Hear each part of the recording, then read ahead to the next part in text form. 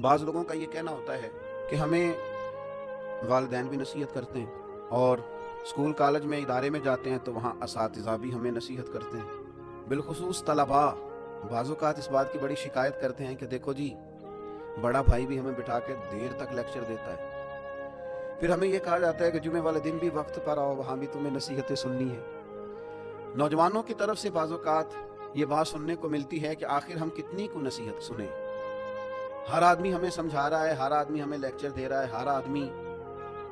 ہمیں اپنے تجربات سے آگاہ کر رہا ہے، تو آخر ہم کتنا کو اس لیکچر کو سنیں، یہ بعض اوقات وسوسہ آتا ہے۔ تو پہلی بات تو میں یہ عرض کروں گا اپنے ان نوجوان دوستوں سے اور اسٹوڈنٹ سے اور جن کو نصیحت کی جا رہی ہے کہ میں بڑے انشراح صدر سے آپ کو عرض کرتا ہوں کہ آپ خوش نصیب ہیں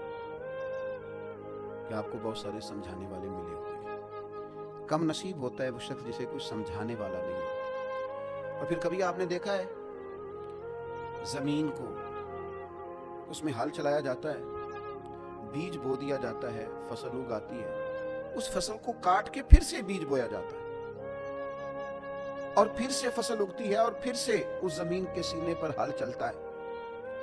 وہ کتنی ہی فصلیں دیتی ہے، وہ کتنے ہی درخت اگاتی ہے، وہ کتنا ہی انسانوں کا، جانوروں کا فائدہ کرتی ہے، کتنے ہی لوگوں کو غذا اور خوراک مہیا کرتی ہے، لیکن کبھی یہ نہیں کہتی کہ آخر میں کتنا کو ہل چلاؤں گی، میرے اندر کتنا کو بیج بویا جائے گا۔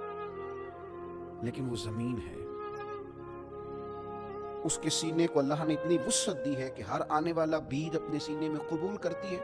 اور ہر موسم کا نیا پھل اور نئی فصل اور نئی سبزی قوم کو فراہم کرتی ہے۔ تو سینہ بڑا رکھے۔